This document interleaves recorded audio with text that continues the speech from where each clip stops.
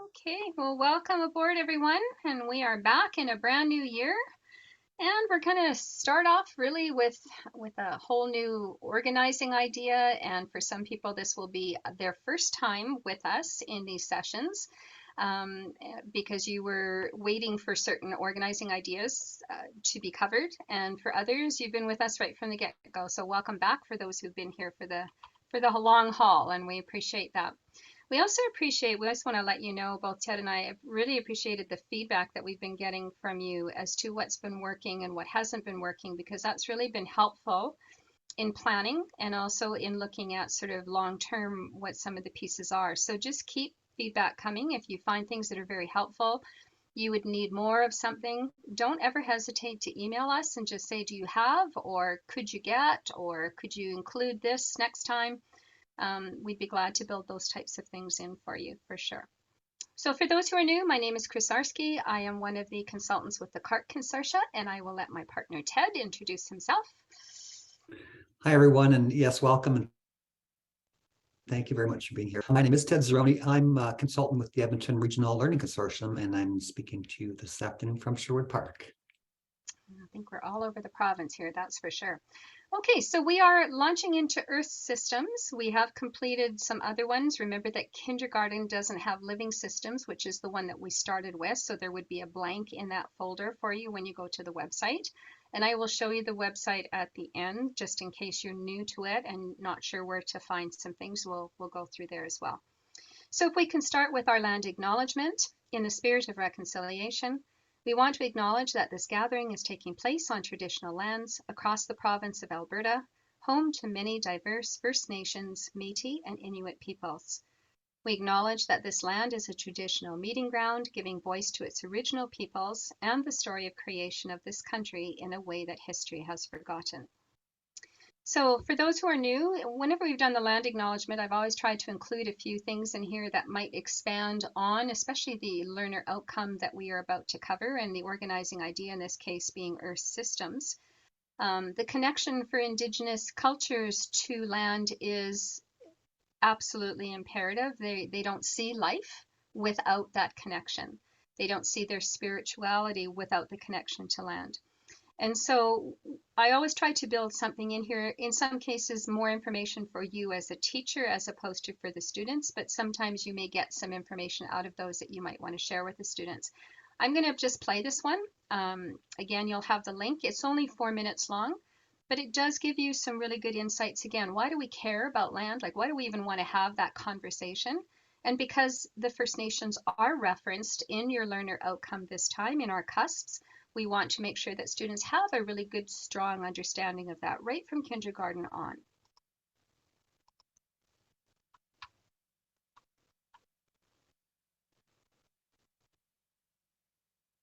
I believe we have to respect our medicinal plants. We have to respect this earth for what it produces for us.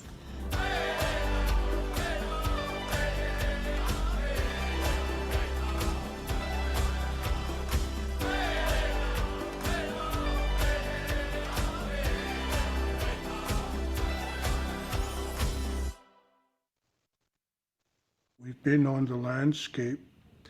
As far as the archaeological record goes, based on radiocarbon dating and the tools and weapons and things, is 12,000 years. We got our food from the animals and the plants and the berries, and we respected that land as a matter of survival. Land-based teachings is all about the land itself. And when I invite children, students, teachers, parents to come and understand that, it's not me just telling them, it's the nature. And land-based teachings is more of a hands-on rather than just sitting there listening to you, someone, or looking at, the screen to observe. Survey your land and see what's there, the richness and the wealth of especially medicines. And save those plants, because you can't transplant them for future use. And if you just remove them, then what have you got? There's nothing left. You know, the whole landscape is imbued with knowledge and history and the story of the Blackfoot people. I bring a lot of students and children and teachers out to these sites and share the origin, the creation stories, and the actual location of these places. For the Métis, Lake St. Anne is so dear to all of us because that's where our spirit is and our ancestors. You have to be there at the site of the story to get a better grasp and feel of it. And the kids are just spiritually moved, and it's a real good life learning lesson. So it's just been so rewarding for the children and for my heart.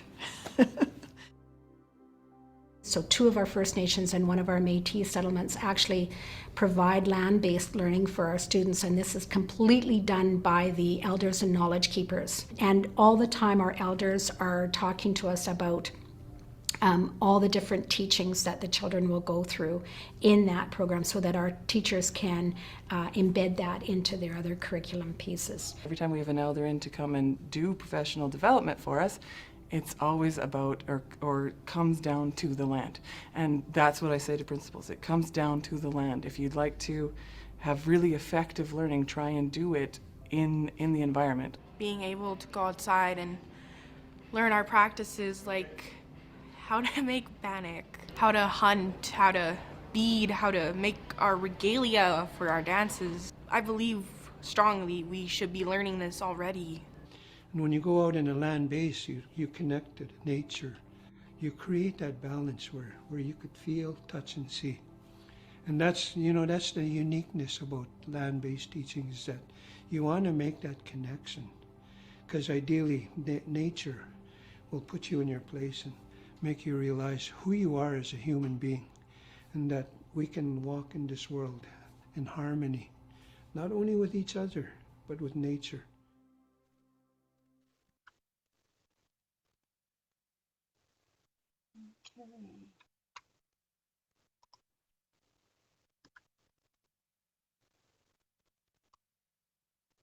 It's going to bring it up so we get a full screen here.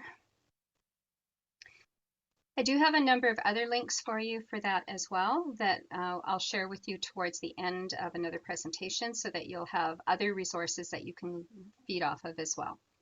So just as we're going through our sessions, really we only have an hour and a little bit to give you a sort of an overview of sort of the big rocks of each of those organizing ideas, an opportunity to sort of explore it, and then maybe some suggestions on how you might unpack it. It's not in its entirety in any way, shape, or form, but definitely gives you a starting point, if nothing else, because we don't have a lot of resources right now that are sort of readily available to some of the materials that we've been teaching. So we're hopeful that at the end of each of those sessions that you have some confidence in each of those organizing ideas, whether you're teaching it right away or not, and that you have a sense of direction and maybe some efficacy that you feel like, yeah, I've got some stuff here that I can start with, and I can move forward with it. Again, keeping in mind at any time, don't ever hesitate to reach out and ask if there's anything that we have that we could share with you. We'd be glad to do so. So as we meet today, don't hesitate to ask any questions. You don't have to wait for us to stop and do that. Just unmute yourself and jump on in. Use the chat box if you feel more comfortable with that as well. And I will put some links in the chat box as well. So if you're in front of a computer, that'll be helpful. And just feel free, ask any questions that you have. So we're going to put an agenda in. We haven't done that before, but this is really kind of not a bad idea. I just want to give you that overview again, and we're going to look really deeply at what those cusps are in the organizing idea of Earth systems. And what are those big concepts that are sitting there that we really need to hang our hats on, because that's where we want to go. And what are some instructional and assessment considerations that we could consider as we're going through and unpacking each of those cusps? Remember that you are reporting on the learner outcome. It's the learner outcome that gets, quote, the mark. It's the summative piece. The cusps along the way, we're assessing those, but we're assessing them more formatively to see whether the kids are actually grasping on to the ideas that we want them to as we start moving them forward and going into further editions of the cusps and the materials that are in there. And then at the end, I have sort of a sample unit, maybe a way that you could consider unpacking some of it. It's not, again, not completely unpacked in the sense that it would have all the detail in it, but it would give you a good idea. And I'm also considering, when I look at those, where we already have done things, because there's some overlap starting to really show up now between the organizing ideas. So just to keep it fresh for you, as well as for the students, that they're not doing the same thing over and over and over again. So we are unpacking the organizing idea. And remember, when you look at the curriculum document, the green one, behind the word organizing idea, that's where you find what we used to call the topic, now called an organizing idea in every subject. That's what they're called. And we're talking about earth systems. So that's our starting point for our unit. And we have earth systems in kindergarten. They didn't have living systems, they don't have space, and scientific method. So really we have energy left to cover in kindergarten, and then we're pretty much done for the organizing idea pieces that we would be covering. Just a reminder that in this new ministerial order that we have with our new curriculum, what did not change from the 2013 ministerial order were the competencies, the literacy and numeracy progressions. Although they were slightly updated, really they're intact from what they were before. And so those are still an expectation. That has not changed in any way, shape, or form. And we are still embedding those as we go through and we work on the unpacking the cusp with the students. We want to be confident that they are aware of what the competencies are that really support each of those areas. So I'm going to turn it over to Ted, and he's going to start talking about kind of how we're going to get into our cusps and talk about a little bit about what we're going to look at for big rocks or concepts. Thanks, Chris. And those of you who've been with us for this first session, I'm going to try to change this beginning part up a little bit. But if you haven't been to our other sessions, that's okay. It's embedded in here. So just bear with me as I go this. I am going to go kind of 100 miles an hour, I think. So if there are some questions, please feel free to put them in after my section or bring them up at the end of the section. But I thought I'd begin with this idea of transfer. At the end of the day, when we really think about it, I think maybe that is our collective goal. We're doing things in school, in our classrooms, so that students can leave our classrooms and go to the next grade and leave our schools with all the understandings and the skills that they have to be successful contributing members to our society. And many of those things include having the skills such as the progressions and the competencies, such as problem solving, critical creative thinking, the literacy skills, the numeracy skills. We don't want them to have them just to demonstrate their ability to have them in the classroom. We want them to transfer them out into their own world, into their own lives, into their own unique situations. And so that really is going to be I think that's sort of the little driver in this front end part is that, well, how do we get students to transfer things that they learn in school?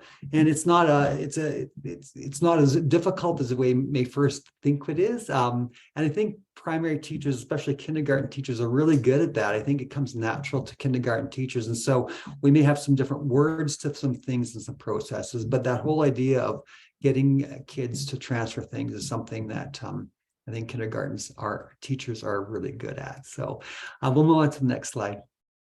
And just to give you a couple examples of what I mean by transfer, transfer to me means that the way we're looking at it is being able to use skills and procedures in a different environment from which it was learned. So, for example, if a friend is thinking about reading a novel you just read but isn't sure if it would be interesting, you can provide some help for them, but what would you do? Would you provide an evaluation of the novel? Would you summarize the novel for them? Would you compare and contrast, synthesize, analyze? And so transfer would mean that the person would know what skill they're going to use or what they're going to do in order to help that situation out, an authentic situation. In this case, they would probably provide a summary. Another example here of not skills, but more so ideas, how ideas can be transferred from one context to another. In these two photos, you may spot certain things in each of them. But there's one that you probably wouldn't see in both pictures. If you look carefully, you might see perspective in both of them. Ecosystem, design, brain, creativity, wealth, brain power, quantity, and how about scarcity? If you know much about those concepts, you probably see them in both photos, except for perhaps one thing, and that is the idea of brain. Brain is such a specific thing, it's probably not even considered a concept because it's really an organ in our body, it's a fact, it's a thing. So that's really not too transferable. While we might see people with heads and we can say that they have brains, we don't really sort of see that concept there. We may see the architecture and the buildings there as well. It takes a brain to do that, but that's where maybe the concept of brain power would be more visible than actual brain. So that's another thing. It transfers our ideas from one situation to one context to the next. And also I did use the word concept quite a bit, and that's really what does transfer. Skills can transfer to different contexts and concepts too, but facts cannot, and really specific knowledge can't. They're kind of stuck in place. And so I will be using, and Chris will be using this word concept a lot. And it's a fairly straightforward idea. It's just, it is an organizing idea. It's a noun typically of one or two, well, not typically, it's always a noun of one or two words. And what it does is it becomes a folder of things that have similar attributes or common attributes. So if you can imagine a concept as a file folder, and in that file folder, you put files in it or shared examples. So if in your bills folder, you'd have a bill from your telephone or internet and all of the other places that you may put them if you're still getting hard copies of those bills, or you'll put your digital ones in the digital folders. And so here's some examples here. If you take a look at the concept of car and truck, you will see that there are certain attributes that distinguish the concept of car and distinguish the concept of truck. And we learn those at a very young age. Imagine a student on the street corner going, car, car, car, and then it says truck, and dad says, no, car or truck. Kind of look up, what's a truck? And now you start changing your ideas about what a car and truck is by focusing on those attributes that all those kinds of examples have in common. And of course, you come across some great examples like that vehicle in the middle. We may have to make a new concept for it. Maybe it doesn't fit car or truck. So that's really what concepts are. And we'll be referring to those quite a bit as our discussion goes on. Some other things to know about concepts, so they can be arranged from fairly broad to fairly specific.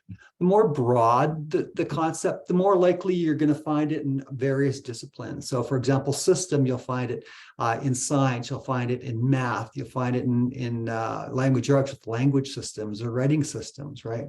And the more specific you go, the more discipline specific those concepts become. But the more specific you go, the more depth you add to your understanding of that particular discipline as well. Another thing to know about concepts, on the next slide, please, Chris, is that within that all concepts have definitions. And their definitions for the concepts can be gotten from different places. The curriculum guide itself often has definitions of the concepts, and they'll be pretty straightforward. And other times they'll include a lot of information, like the definition of environment here. Environment is something that physically surrounds us, and then it gives examples of what it includes, but those are all parts of the definition of environment. Environments are things that surround us, such as air, water, land, and so on. So all concepts do have definitions, and you'll find those definitions often built in the guide. If you don't find them in the guide, sometimes not, then looking through many dictionaries of different definitions and find them to create one that best fits the students in your class to work with. So as long as there's a shared understanding with everyone about what that concept is, you're good to go. There's shared definition. All concepts, like I said, have examples. So if we're talking about environments, streets an environment, classrooms an example, a park, a swimming pool, a hallway, depending on it, because they're always surrounded by something, so we can have a variety of environments, but all the concepts will have examples. And the broader the concept, the more examples likelihood that you'll probably find. Environment is a fairly broad concept. So I did try to blow up the picture on the right a little bit more, or the left, just so you get an idea. The picture on the left are a whole bunch of people holding up placards like Black Lives Matters. It's kind of like a protest. And I have two pictures there just to generate another understanding that concepts are transferable. We can see concepts, and we can understand our world through concepts in a variety of different concepts. So is there power in the first image where there are people protesting or in some way gathering to create a message? Is there power in something totally different, such as putting a ballot in a ballot box? And depending on your depth of knowledge of a concept, you'd say yes, that they are both examples of the concept power. In the first one, people and numbers have power. And then the second one, our leaders have power because they are elected by us as individuals. So concepts themselves are transferable, facts are not. You can't transfer the 7 Years' War from one area to another. It's a fact, it happens, and it's stuck in time and place. And another interesting thing about concepts is they can provide focus.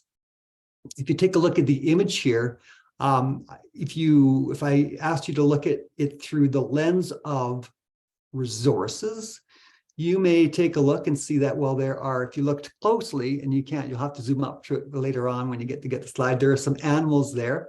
And so those domesticated animals are a resource for food. We see some forests there. We see some grasslands, which could be used as a resource for us as well. But if I asked you to look through the lens of landforms, you'd look at something totally different. Your focus would change. You might focus on the flatness of the front of the foreground and the hills in the foreground. What happens if I asked you to look through the lens of lifestyle?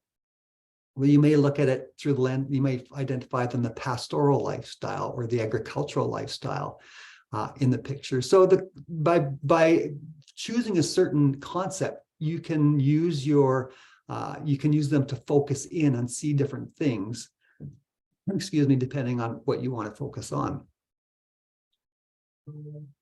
And finally, then, we're going to use the conceptual lens then to take a look at what are some of the key concepts in this particular organizing idea.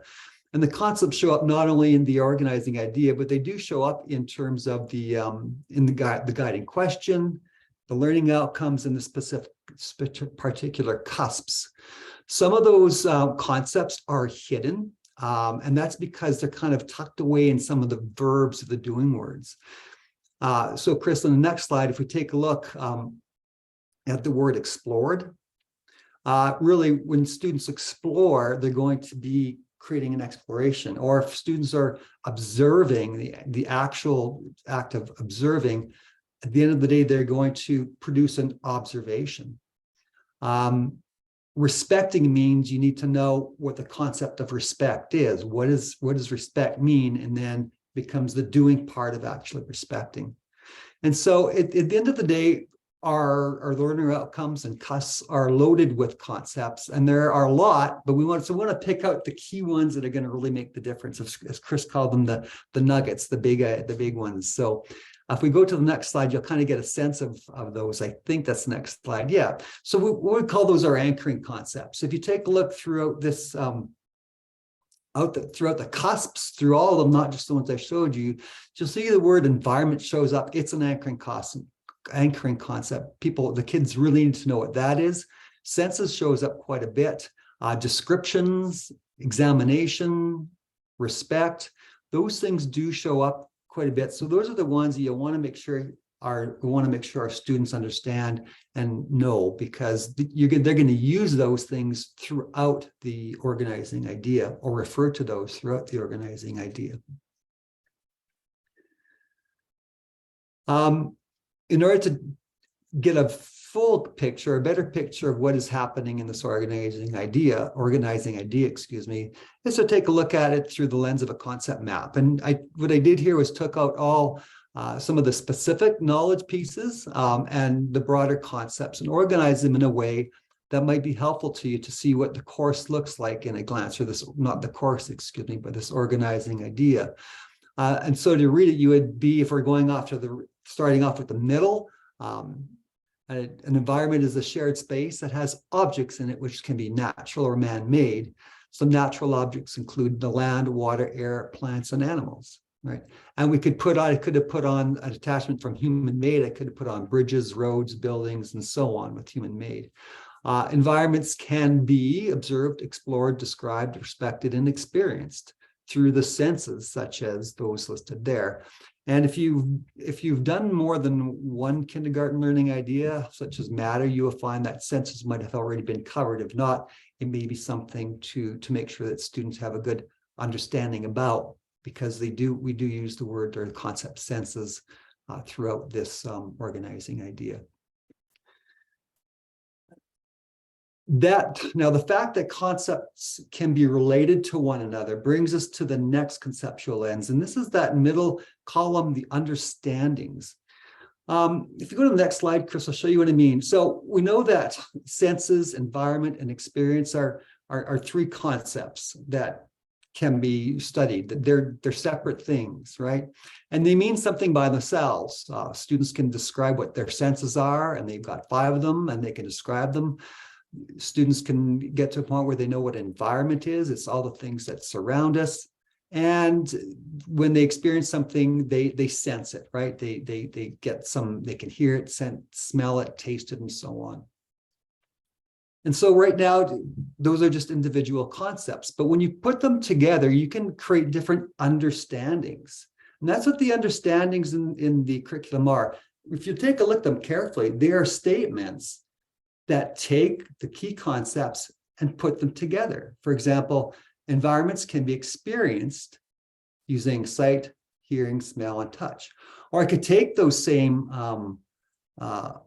concepts and word it this way, create this understanding. We have great appreciation of an environment when we experience it using our senses.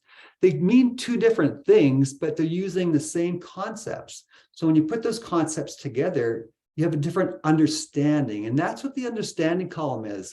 It's different than knowledge. Students can repeat those things. You could ask them to fill in the blanks, give a close or something, and they can put it in, but that's just still knowledge. They don't really know, we don't really know if they understand it. So understanding is something different. And that's, if you go to the next slide, Chris, you'll see that that's where the understandings do show up. That exact statement is in one of the understandings. If you look through most of the understandings, unfortunately not all, they will have that similar kind of composition. And so when you see that composition, know you're looking for something bigger than just a knowledge piece. That understanding isn't something that kids memorize. They do that with knowledge. Understanding is something different, and we're going to take a look at that right now. Before we do, we'll take a look at that right now. But I think we have to understand that if concepts can be transferred, then the understandings can be transferred. And that's what we're really trying to get kids to do, is take something and understand something and apply it to their different world. So based on that earlier understanding that environments can be experienced using our senses, we can transfer that understanding to a variety of environments, not just one. You can see how that understanding can transfer from this meadow to a campfire to a bakery. And we would want to get kids to explore that. And that may be an interesting question to ask yourselves and themselves. Can all environments be experienced through our senses? Students who really understand the concept environment and senses will be able to answer that question and justify it in some way. So just as a brief summary then, concepts do have definitions, examples, they're transferable. They can provide a focus or conceptual lens for us or our students. Concepts we're able to build relationships with other concepts. And when we do that, we create something called the understandings, which is also transferable. And finally, one other thing that's part of our curriculum is that skills and procedures component. Those are the doing words, the action words, the thinking words. And when we take a look at through the conceptual lens of skills and processes, we'll notice certain things. The first thing is that, no, you can go to the next, go to that same slide you were just at, Chris. That's my mistake. I kind of ran ahead of myself. When you look at the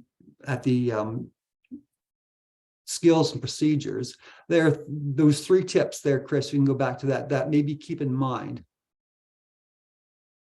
And first is to use that conceptual lens to isolate the skill word from the content. And we're familiar with those skill words. They're the verbs in the sentence, and just separate them out, because you want to know what that key word is. And once you know what that key word is, then what you want to do is, what is the skill really? What is it really asking me to do? And I'm going to give an example in a second.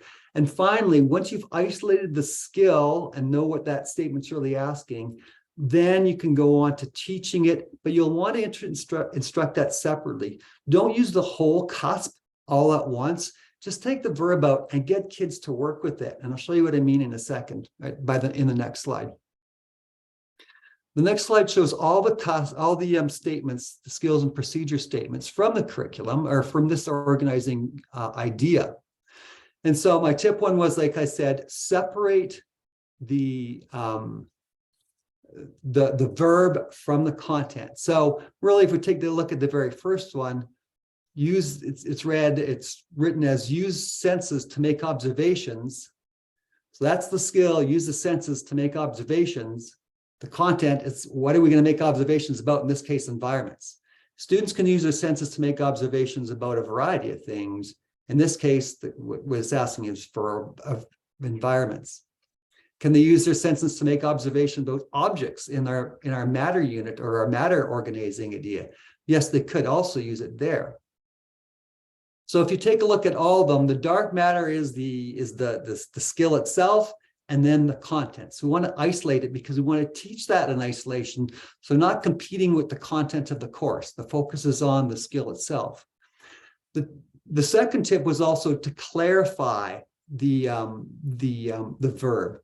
In the 4th one down, where it says classify and then identify objects, I added the classify because the statement reads, identify objects found in nature and those constructed by humans within the local environment.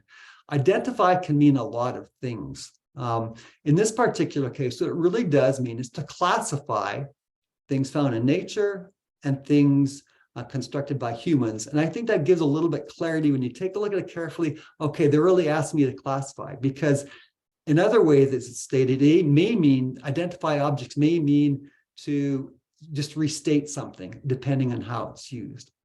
And you'll see that the underlined and italicized verbs are ones that I think are clarified a little bit. We'll see the 3rd one down. It says identify natural environments that lead to personal feelings of connection. Well, that's really not a classification thing now, is it? Identify means something different than classify. It may mean to restate things if you've studied that with someone, but more likely it probably means to reflect on something. So that, and then once you've isolated that and you think the key is reflection, then you may want to help the kids. Well, when we reflect on something, what does that mean, right? How do we think about something, and what are our thoughts? I think we've done skills and procedures. And I want to move on then to stages of learning. So we've got those 3 things. We've got skills, specific skills to teach. We've got specific concepts to teach, and then we got the understandings to teach. And those things can happen through 3 different stages. The surface learning, students are first exposed to those skills. That's where you say, if you're going to make an observation using our senses, what does that mean? It's at the surface level that we want kids to really be really good at making observations using their senses. Or it may mean, or it could be describing something. Or it could be evaluating something, if that's where you're getting into, or comparing. We want to introduce those things without course content. Same with the concepts. We want to introduce it using as many examples as possible. Once they know what those individual skills or individual concepts are, and once they're showing that they're really good at observing or whatever the skill may be, Then we can move to deep, which is involving connection, making those connections. So this is where we want to give them situations where they can connect the idea that senses and making observations using our senses can help us understand the environment. Now, when they start making those connections, that's where the deep learning happens. And then we give them some guided practice, and they then transfer it to brand new situations. So if they've been learning it inside a classroom, in their little small environment, what would happen if you took something outside to a playground? And now we're creating a different context where they can apply that somewhere totally differently. The next slide shows a little bit of a graphic that might help understand that.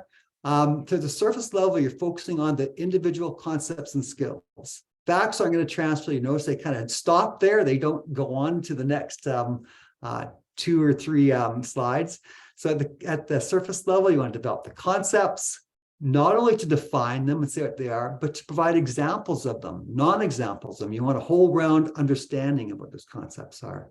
Then we put them together, and I have the different colors underneath those connected concepts to show that we're going to do that in different concepts. So we may use different pictures. We're going to use, in this case, different environments and so on.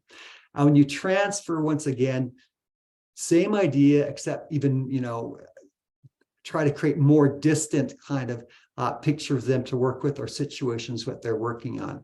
And when we get to transfer now, our guiding with them has stopped, and we want them to start doing and showing independence with using that skill and demonstrating that understanding.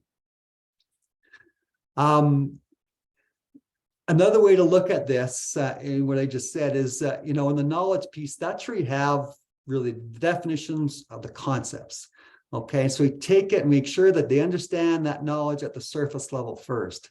In the skills and procedures column, I've highlighted what are just the skills there, like use senses to make observations, ask questions, not necessarily about the environment, ask questions about anything, get good at asking questions.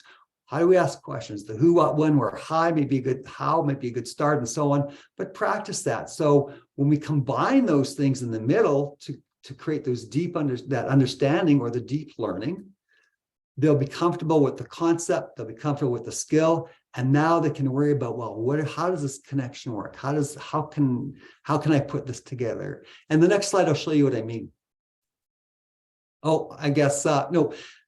At each level, you'll find that there are certain instructional approaches that work really well, and depending on how you use it. So that's what I'm going to do is list some instructional approaches for you along the way. Not all of them are going to be listed on there. Some of them, they're Googleable, but I didn't want to overload you with everything. At the kindergarten level, case studies probably work really well. Direct thinking, teaching skills strategies, that means here's how you do this, and just directly explain how to do it. Showing photos, asking examples, students finding examples, non-examples, and card search. Those are all things that can happen and likely happen in your classrooms already for that surface learning. The intention of surface learning is to develop individual concepts and skills and procedures. That's the intent at this level. Next level, or next section, at the deep level, the intent is to create and communicate those connections, okay? You'll notice that I have a little bit of a yellow going to transfer. That's because every time you put the students in a situation where you ask them, well, can you see this in this context? You're taking it and giving a new context all the time. Essentially, they're already transferring by this point, except you're kind of hand-holding. You're helping them along the way, saying, well, that's not quite, let's just do this again. But that's what we're really attempting to do, is practice that transfer in the deep learning again. So it's this point where, number one, they use a skill or procedure with the concepts combined, okay, in a familiar context. So they're not really struggling with the context. They know the context. It's a familiar one, like a classroom or a family or something like that. Quite often, though, that's where we stop. All right. For example, if we go to that one, not asking you to move anywhere, Chris, but just to recall, if you can, that one understanding that our environment can be understood by using our senses. If we get kids to just describe the environment based on their senses, that's all they've done. Yes, they've used the skill, and yes, they're using the concepts, but they don't understand, they haven't met that understanding. And that's where point number 2, when the activity is done, asking those conceptual questions, they're getting to show you how they got to the understanding is really important, because it'll show you their understanding. And if there's some misconceptions, they can be addressed at that point. So go beyond that and ask them about how they did this, or why did they think it's right, or whatever the case may be. And I'll show you an example here. And then at the deep level, once you do that, you just keep them more activities with different but similar context to keep on testing and develop their understanding so they get a little bit better at it. The next slides show you what I mean by that. Oh, come on. Oh, sorry. I'm jumping the gun. Again, there are all kinds of instructional approaches you can use. If you're a kid, I probably might not be very able to do concept mapping and some of these things, but the conceptual questions they're good at.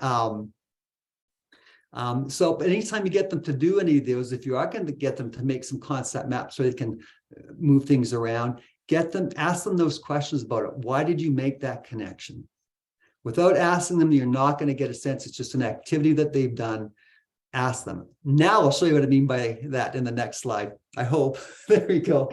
So here's some of those conceptual questions. If you have some kids who are really whizzes, you may just sort of leave it blank, like how our environment and our senses and our observations we make, are their senses connected? That's pretty tough, though, for kindergarten and young guys to do this. So what you'll have to do is probably provide some prompts with that to get to the understanding. And that's the next slide. How does something make something smaller? So you're not just asking for the relationship, you're giving them sort of how it might work, but then ask them to show how. How does something cause something? And then we'll show how that happens, right? And here we'll go. I'm going to go quickly. I'm running out of time, Chris. So if we can go to the next slide, I'll show you what I mean by that. So here's that activity that we were talking about earlier. Use your senses to make observations about the environment that you're in. But here they are. Here's one activity you might do. You're at this food court. Use your senses to make observations that you're in. And the surface level, they'll do that. They'll give their smells, their what they hear, what they see, they can feel. Maybe it's warm and humid in there. We're not too sure, but they'll be able to do that. But that's still, if they stop there, that's still at the surface level. What we have to do is then prompt them into the next level, which is the next slide. Simply ask them now then, what does this activity tell you about the connection between senses and observations? Like, do our senses help us make observations about our environment, or do our senses make it difficult to make observations about our environment? And if they say it will help us make some observations about the environment, then you can ask them, well, how? How do senses help us make observations about our environment? Well, they can refer to the activity they just did. Well, because I use my senses, I really got a good, using my senses, I was able to make a good observations about this food court, and they would show you the observations that they made, making that connection. So it's making that, asking that connection piece that sometimes gets missing, that doesn't put us in that sort of deep level of learning. And the next slide. And then provide more examples again, right? So what do you understand about senses, how senses in the environment are connected? If what you're saying is true, is it true in this environment? And tell me how. Okay. So it's providing those extra concepts or contexts all the time to have, that will keep moving us forward in that deep learning and move us towards the transfer. Next slide, please, Chris. And the transfer phase, the intent is there to really then give students opportunities to apply or refine their understandings and their skills with great in situations that are more distant and increasingly varied from what they maybe have been experiencing in the deep. Sometimes we can use those guided larger things or project-based inquiries. We can use other performance assessments.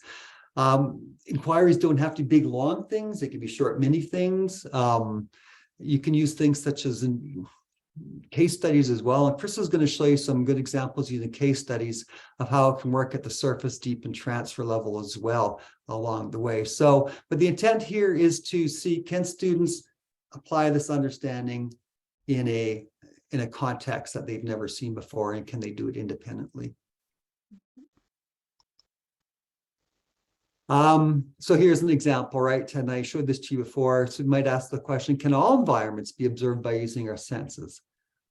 I mean, why do you think so? And have them explain, maybe using those, or maybe some different prompts, or just no prompts, and to see what kind of answers they come up with. They may be referring to their own environments that they're familiar with.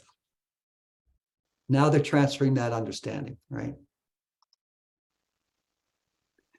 So along the way, like Chris mentioned, we don't report on the cusp, but you can see how important it is to keep assessing at different stages at the cusp level, and that's going to be happening informally along the way. So, we may want to start with a pre-assessment. If students understand all those concepts, they know those skills, well, we're just going to go on and get into the deep section already. If not, we'll want to pause and maybe help develop some of those concepts and help develop some of those skills before we go on. And by doing our formative assessments as they do the activities, we're going to know whether they're ready to start making those connections. And as you give them experiences to make those connections, get a sense by observing them and doing triangulation, you're going to get a sense of where they're at with their understanding before you say, all right, I'm going to let you loose and we're going to give you a summative assessment. Try it on your own with these contexts. And Chris is going to got some really wonderful examples coming up that'll, I think, fit in quite well with what we're looking at here. I have an example link, but I don't know, I guess, Chris, what time is it? I'm going to pause and not go through it. Sorry. No. You can do that really quickly if you want.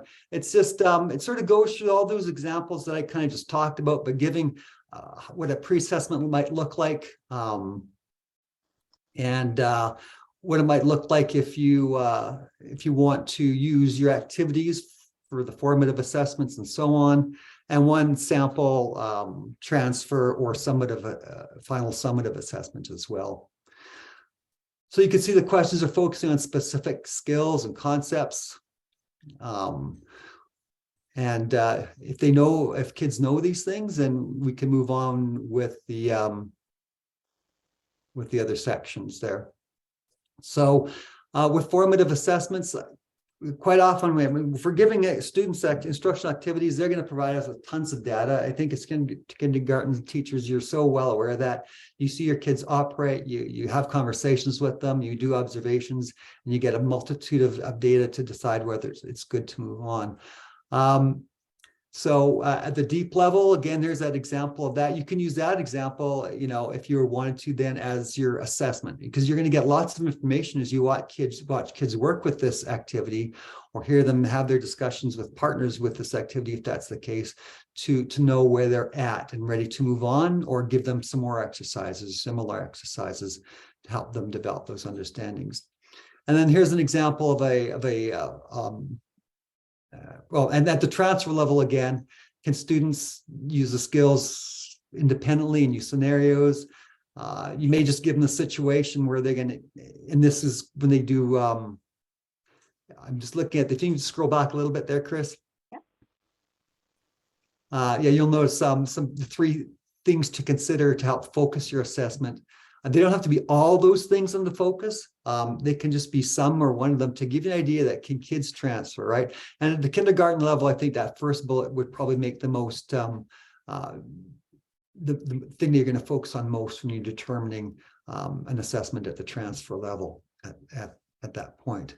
And can they apply the understanding or the skills in a new context? And then there's an example of a summative assessment you may want to use for this organizing idea or one part. When you're doing these summative assessments, it's pretty tough to include them all, to use all the learning outcomes and concepts. So with this one, I have two pictures or two environments for them and ask them to say, which one of those environments would be the most stimulating environment, for which would titillate our senses most. Would it be the meadow environment, or would it be the roller coaster environment? And students may have a different answer for each of them, but you can see that by focusing on those things and giving them a new scenario, How they explain is going to tell you whether they understand that senses and our environment are quite linked. That link will be there and that resource will be there for you as you go on. And finally, those questions, you could skip over that, Chris, because those are embedded right into that document that I showed you as well. And so I think what I just want to leave you with is intentionality that as you're teaching, not only this course, probably with a lot of the new curriculum, is make sure you understand where your students are, what stage of the learning at, and choose your activities then wisely. What can help them to understand at the surface level, the deep level, and the transfer level. What's the most appropriate assessment for learning? And you're going to decide that intentionally by knowing where they are on this sort of continuum of learning. And even if you use, when you're examining resources, hopefully you'll use the stages of learning and the anchoring concepts to look at resources and say, hey, this is really good for this unit because I can see where it'll fit in the learning process here. This is a good example I can use this idea for transfer, or I'm going to use this for my surface learning at the concept development.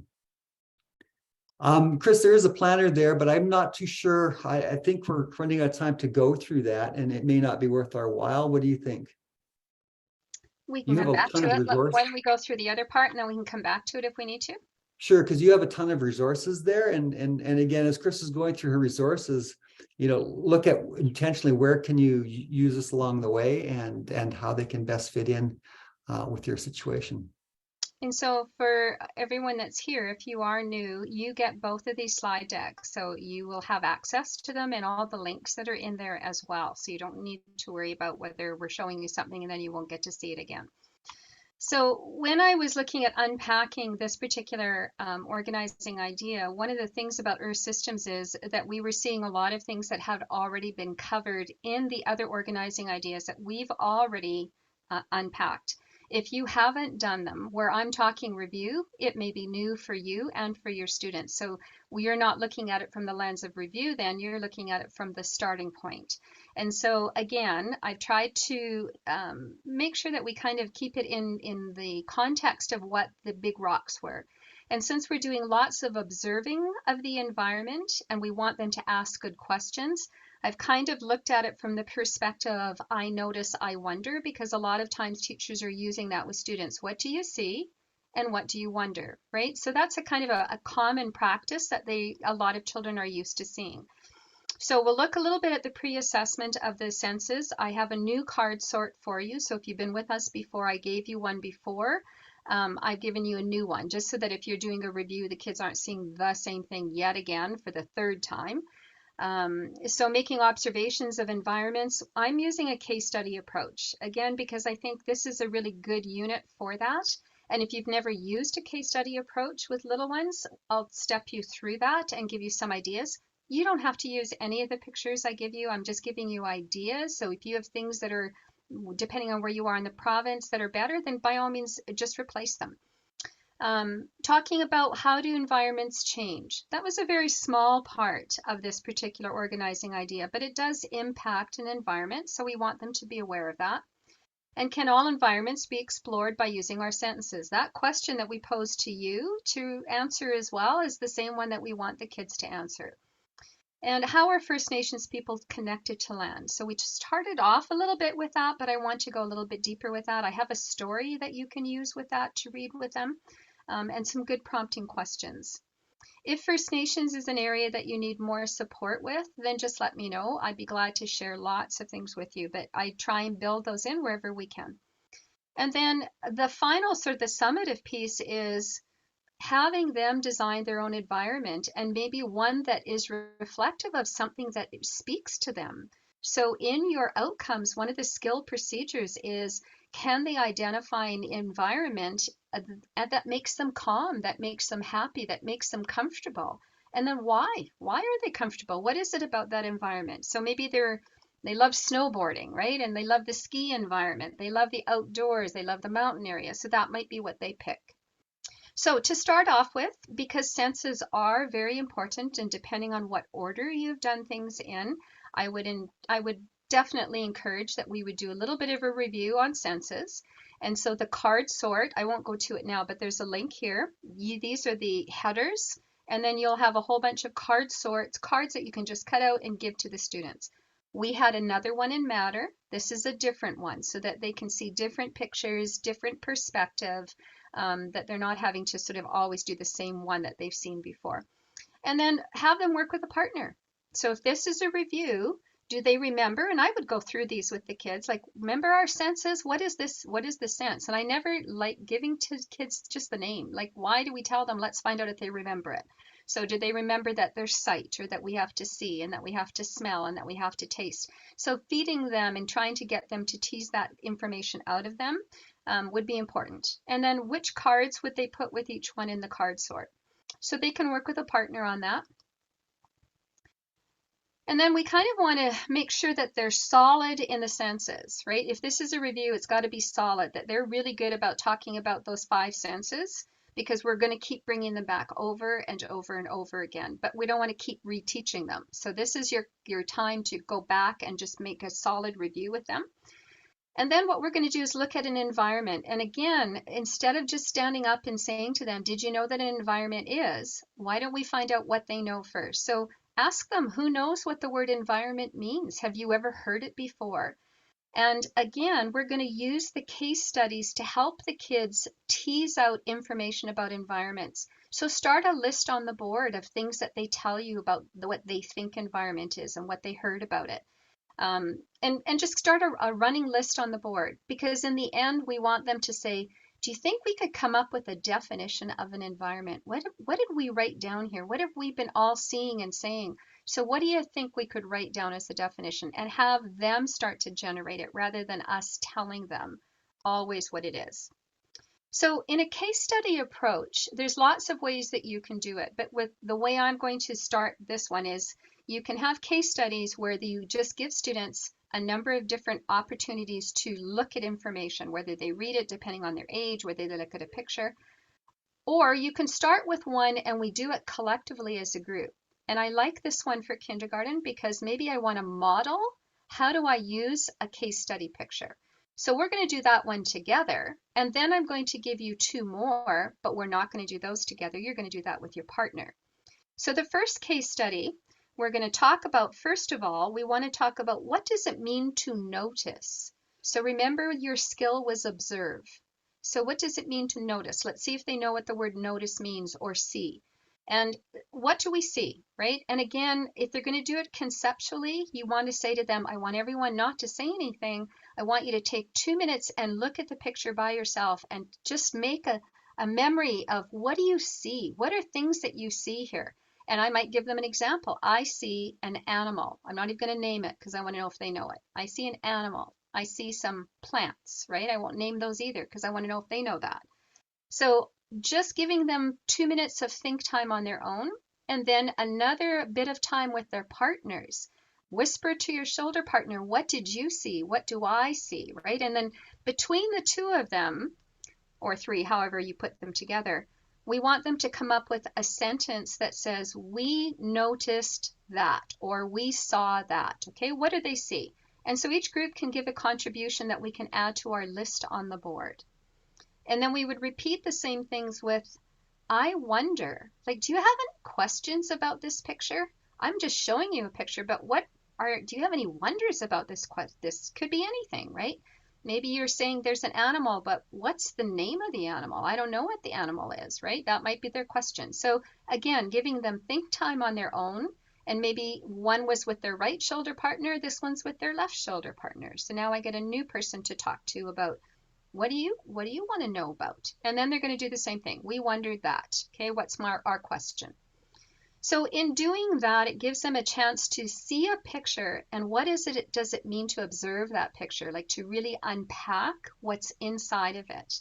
And then we can start to make that list of things that they've said about what they saw in the environment. We're going to use those to connect our definition later.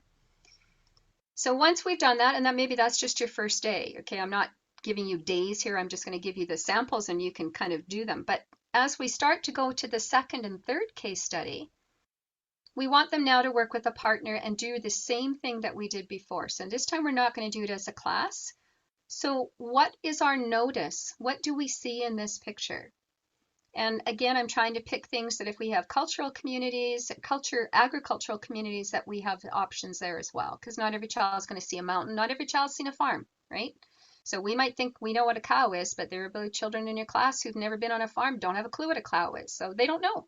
So what do I see? What do I notice, right? So getting them to adding on to the list of things. And hopefully we're going to see things like things that are alive, things that are not alive. I see bales, I see a house, right? So we can start to put those things together because we want to review, and it's a review because they've already done natural and man-made. This is not the first time they've seen that.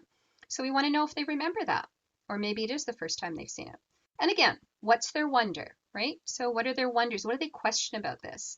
And the second picture is really intentionally the opposite. It's very much a man-made picture. So what do you see, right? I see colors, I see buildings, I see fun things to play on, I see turf, I see trees, right? I do see some live things. So again, having them do that conversation with their partners and doing those. And then what's your wonder about this?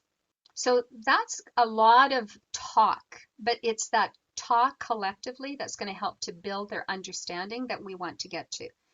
And then we might come back and do a quick review of putting them side by side. What did you see that was the same? Were there some things that we named that were the same in both?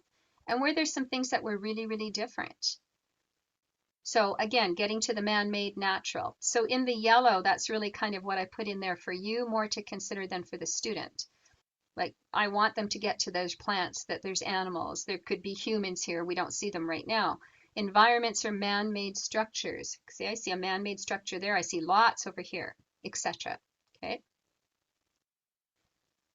If you come back in a couple of days and review this, I put up that same picture again, but I'm going to put on my selfish hat here because I am also a person that does not like to just stick to one thing. I would bring that same one up and revisit it. What did we see that was man-made? What did we see that was natural? Because hopefully we've got those terms out there now. And I might also use it for math. How many peaks do you see? Like, let's just put it in at the same time. Let's really make them aware of what they're looking at. So how many peaks can we count? How many legs are on the animal? Do we know the name of the animal yet? That kind of thing. Like, let's embed it so that we can use it for math at the same time. How many different animals do you see? And do you know the names of the animals? And how many of each of those animals are in the picture? So how many total animals? How many different ones of the names of them? How many bales? If I've never been to a farm, I might not know what the name of a bale is. How many bales do I see that I can count? Right, so again, we can just embed the math and the science at the same time. So is this natural or man-made? Do I see? How do I know? Right, getting to that question that Ted just said, how do you know? How can you justify your thinking to me now that we've done this a couple of times? That's what I'm looking for. Do they have a good understanding? They can absolutely justify their thinking. So we're going to go back and use those same three pictures again and again and again. So this time we're going to go back to those first pictures with the moose on it, and then the animals on the farm, and then the one in the playground.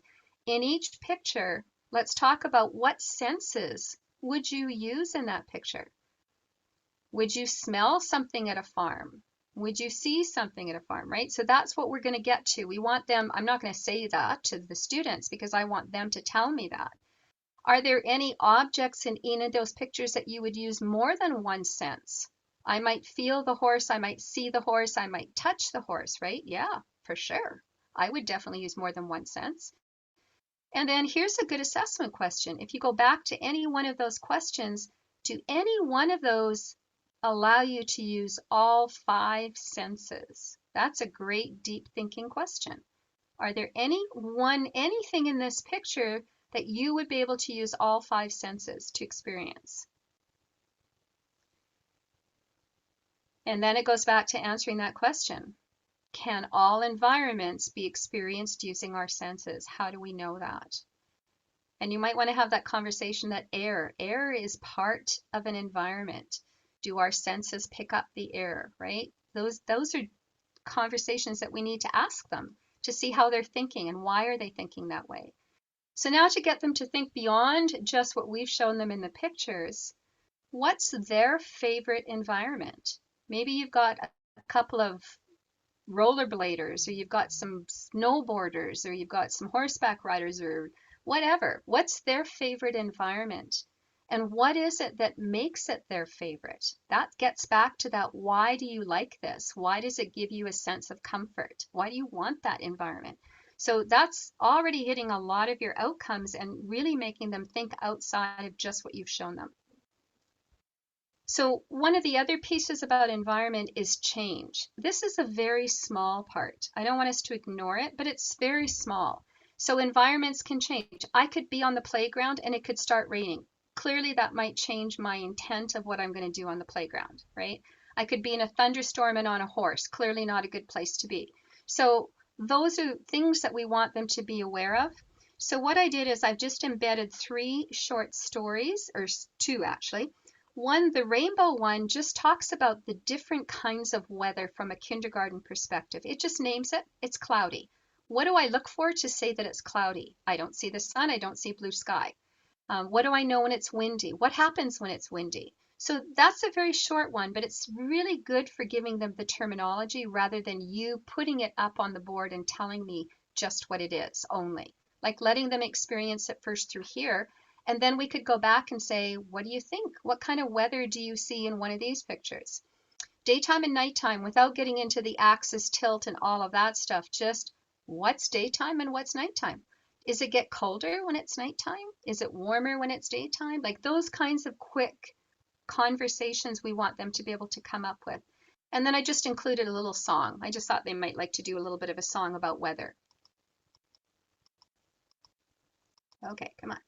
So then one of the questions might be, what is the weather? After I watch that, what's the weather that I see here? I don't see sunshine. I don't see clouds. I see it's kind of cloudy. It's overcast, right? So if they used and listened to the video, they should be able to pick out the word that fits to this. And then maybe they could stand up and look outside your window. What's your weather right there that day? What does it look like outside? And maybe we could do that each day. What does our weather look like? Is it cloudy? Is it windy? Is it rainy? Is it sunny? Blah, blah, blah. So we started off also talking about the importance of First Nations connections to the land. And so we really do want to make sure that students have that opportunity. If you have Indigenous students in the classroom, they want to see themselves in this as well. But it's really important that we understand that Mother Earth is the foundation for First Nations beliefs and spirituality. It is completely, everything ties to Mother Earth.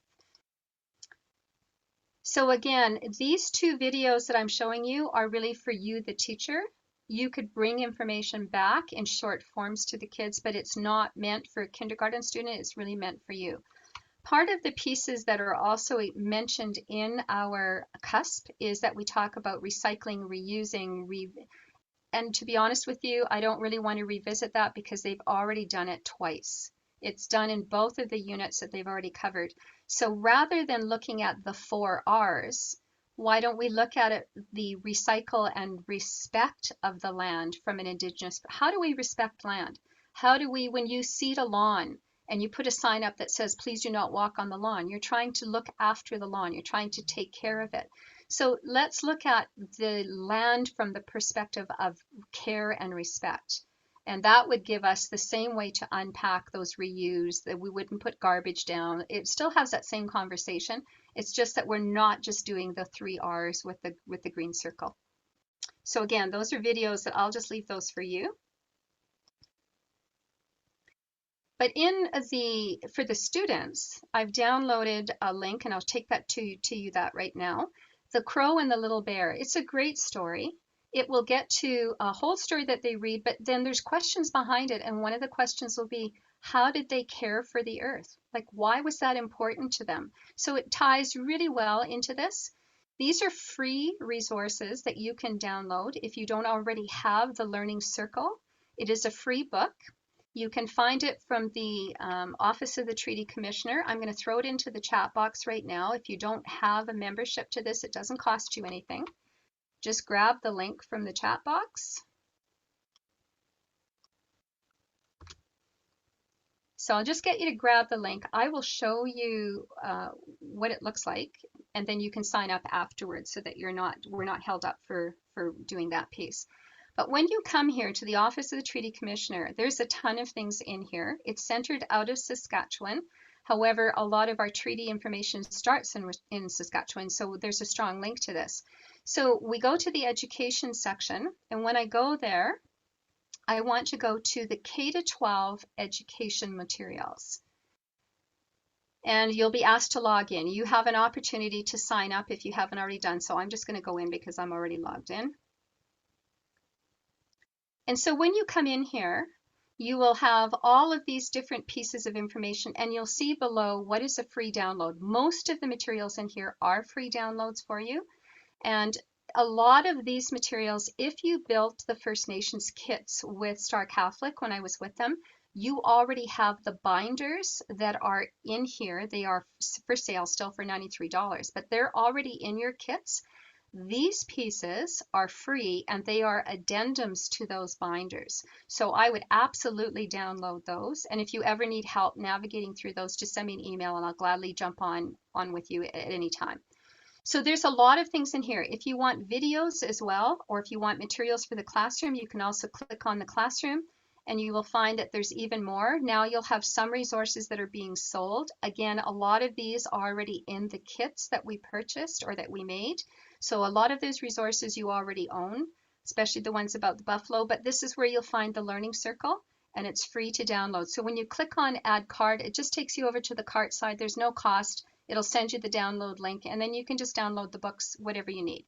So it's a great little site. It gives you lots of resources that you can use.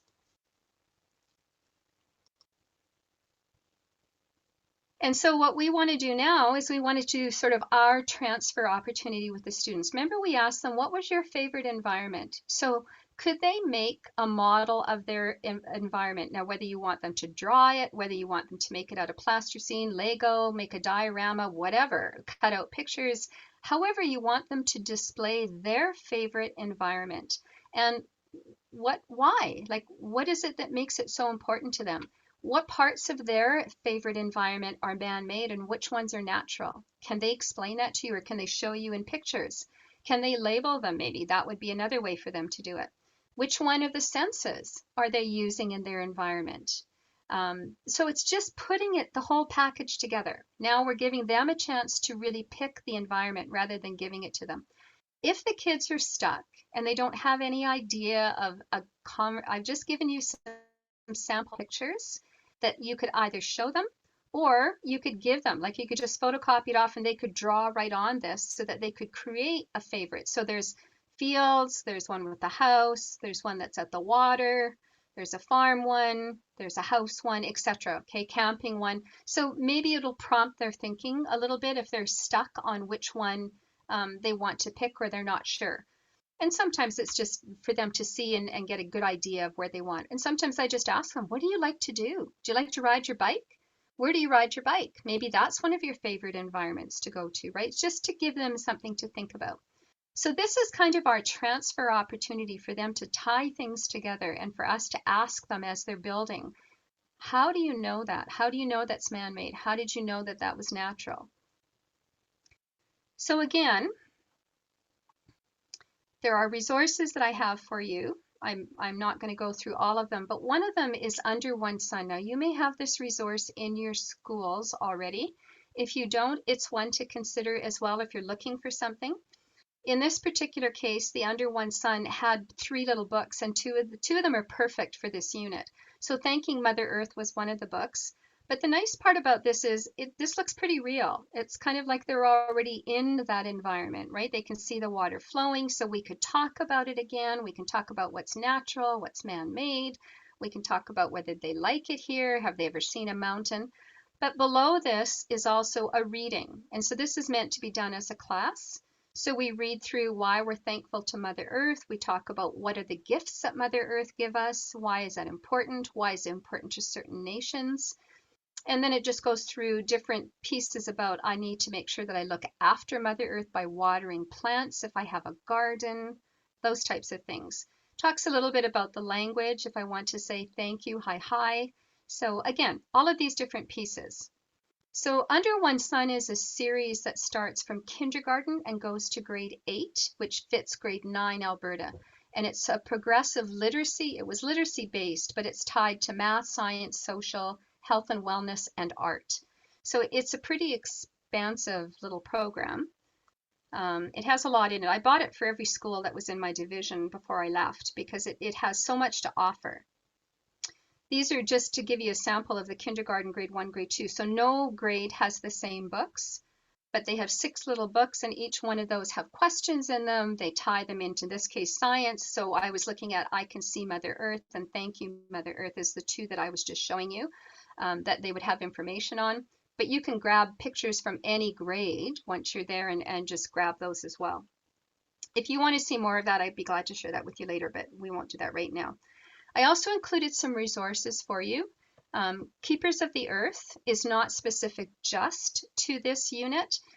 They have activities in here, they have legends in here, they have stories in here. So if you wanted to know about the beaver, you wanted to know about the crow, these would give you some of those legends that go along with them. But this one is called Keepers of the Earth, so its focus is Mother Earth, things that are linked to Mother Earth. It's quite extensive. From our grandfather-grandmother series, we have a ceremony. This one would fit very well into the one that we're doing right now. So again, I've given you the front cover and the back cover if you're looking for them. And remember, those ones came from Native Reflections. We've covered those ones quite extensively in the other units already.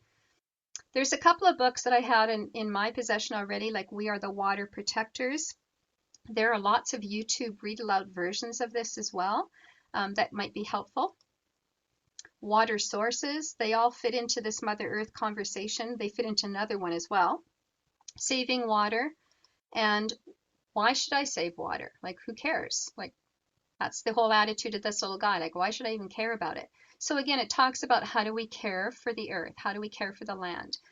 So they give you just little descriptors at the back here so that you can see where they're from. The walk is that. It's a walk through nature from an Indigenous perspective. So I'm looking at it through the lens of Indigenous eyes, and what do I see? And why is that important for me to see? And specifically, it looks at the 7 grandfather teachings of humility and kindness and strength and those. So all of those pieces are on the walk. That's another place to bring in the 7 teachings. The Elders Are Watching is a story about the elders are watching how we are keeping the earth. How are we maintaining what is important to them? So these are just some resources that you might consider. They work well for kindergarten. Obviously, the younger ones, the books from Under One Sun would be better for them if you have some beginner readers. But these ones are nice story ones that you can read to them and do sort of a conversation with them as well. Okay, are there any questions so far? Is there anybody on right now that would benefit from going to the Moving Forward site? Do you know where to find your resources for science? Does anybody want me to go there? Just flag me down, or no, we're good? Everybody's good? No, we're not good? Yes, or just thumbs up, we're good, or no, I'm okay, great, awesome. Oh, Bobby, you'd like me to go there? Okay, so the Moving Forward curriculum site is where you find your folder. So if you haven't already logged in for a free account, then you should do that. But I'm going to sign in just so I can get us in there. So here's where you find subject areas, and you go to science. There's math there as well. So if you need some help with math, we're posting those for K to 3. Physical education and wellness is also starting to post. So we're going to come down here and we're going to go in. Well, let's go into science first. That would be helpful. And so here's where you'll find, here's kindergarten folder, grade 1 folder, grade 2, blah, blah, blah.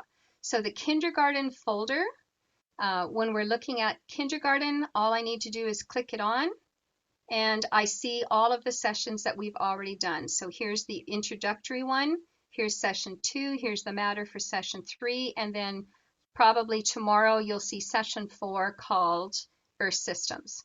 And when you go into any one of those folders, you'll always have the slide decks, the recording of what we just did. Those will be in there as well. So here's the recording, the slide deck that we used there for matter.